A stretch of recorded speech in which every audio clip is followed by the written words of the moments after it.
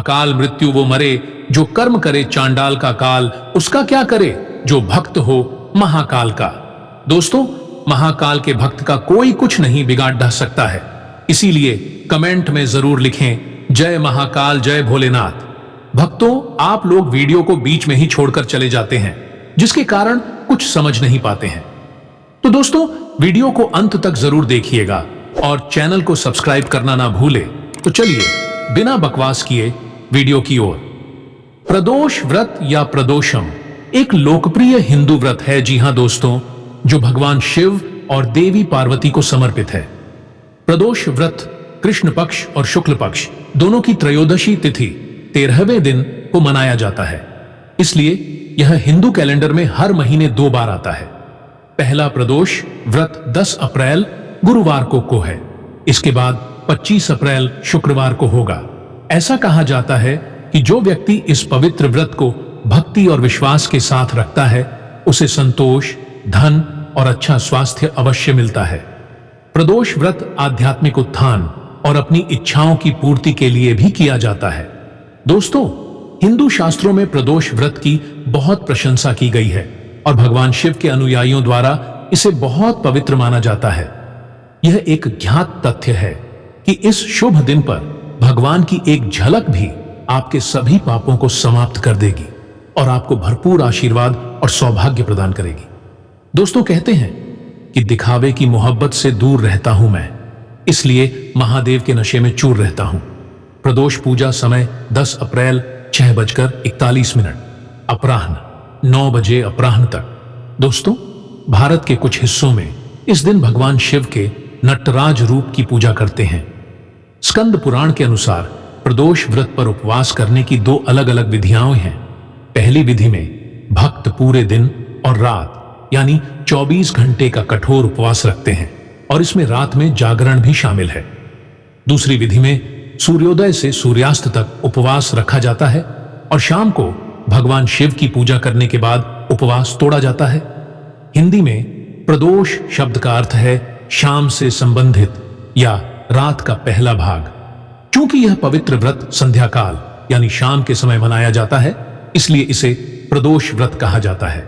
भक्तों, हिंदू पौराणिक कथाओं के अनुसार ऐसा माना जाता है कि प्रदोष के शुभ दिन पर भगवान शिव और देवी पार्वती बेहद प्रसन्न और उदार होते हैं।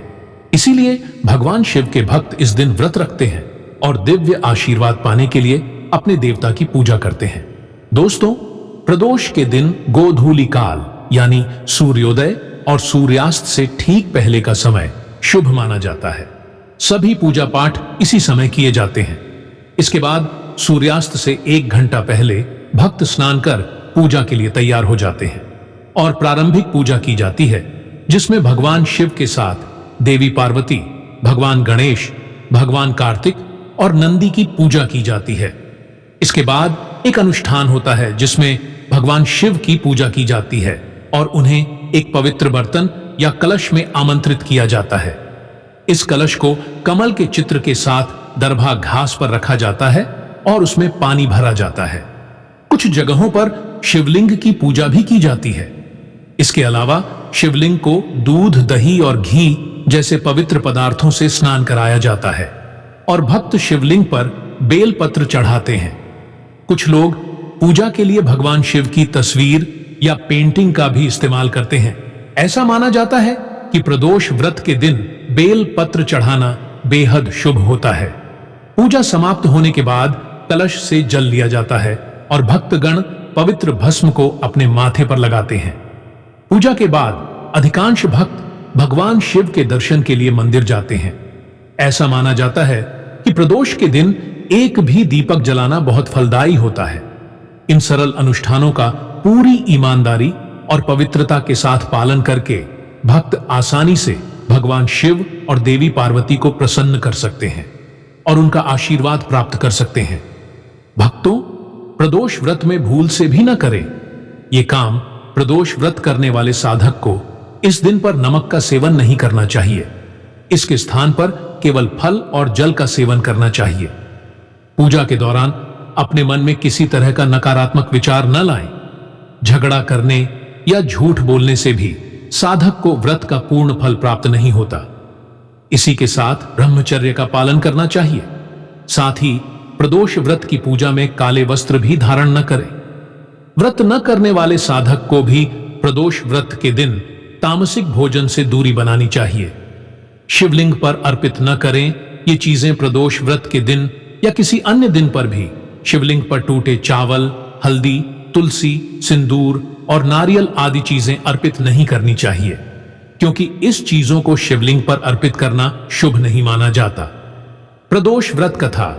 दोस्तों, अब हम लोग कथा सुनेंगे, तो चलिए शुरू करते हैं। पौराणिक कथाओं के अनुसार एक बार अंबापुर गांव में एक ब्राह्मणी रहती थी। उसके पति का निधन हो गया था, जिस वजह वह भिक्षा मांगकर अपना जीवन व्यतीत कर रही थी। एक दिन जब वह भिक्षा मांगकर लौट रही थी तो उसे दो छोटे बच्चे मिले जो अकेले थे, जिन्हें देखकर वह काफी परेशान हो गई थी। वह विचार करने लगी कि इन दोनों बालक के माता पिता कौन हैं। इसके बाद वह दोनों बच्चों को अपने साथ घर ले आई। कुछ समय के बाद वह बालक बड्ढे हो गए।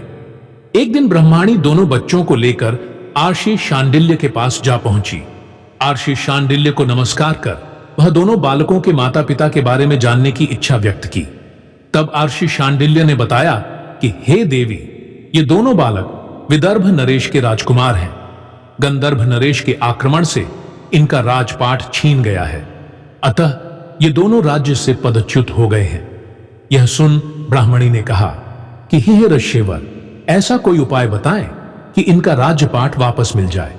जिस पर ऋषि शांडिल्य ने उन्हें प्रदोष व्रत करने की सलाह दी। इसके बाद ब्राह्मणी और दोनों राजकुमारों ने प्रदोष व्रत का पालन भाव के साथ किया। फिर उन दिनों विदर्भ नरेश के बड्ढे राजकुमार की मुलाकात अंशुमति से हुई। दोनों विवाह करने के लिए राजी हो गए। यह जान अंशुमति के पिता ने गंधर्व नरेश के विरुद्ध युद्ध में राजकुमारों की सहायता की, जिससे राजकुमारों को युद्ध में विजय प्राप्त हुई। प्रदोष व्रत के प्रभाव से उन राजकुमारों को उनका राजपाट फिर से वापस मिल गया।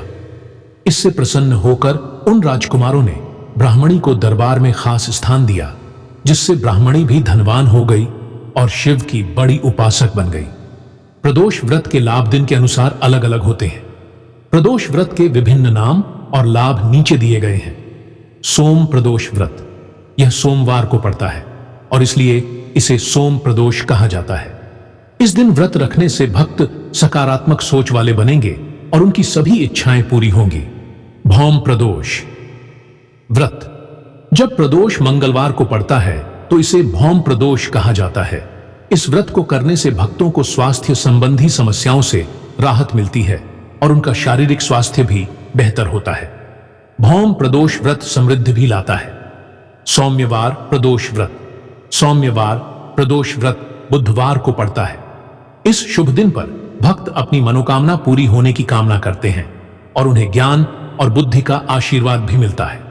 गुरुवार प्रदोष व्रत, यह व्रत गुरुवार को पड़ता है और इस व्रत को रखने से भक्त अपने सभी मौजूदा संकटों को समाप्त करने में सक्षम होते हैं। इसके अलावा गुरुवार प्रदोष व्रत से पितृ या पूर्वजों का आशीर्वाद भी प्राप्त होता है। भृगुवार प्रदोष व्रत, जब प्रदोष व्रत शुक्रवार को मनाया जाता है तो इसे भृगुवार प्रदोष व्रत कहा जाता है। यह व्रत आपके जीवन से नकारात्मकता को दूर करके आपको संतुष्टि और सफलता प्रदान करेगा। शनि प्रदोष व्रत, शनिवार को पड़ने वाला शनि प्रदोष व्रत सभी प्रदोष व्रतों में सबसे महत्वपूर्ण माना जाता है।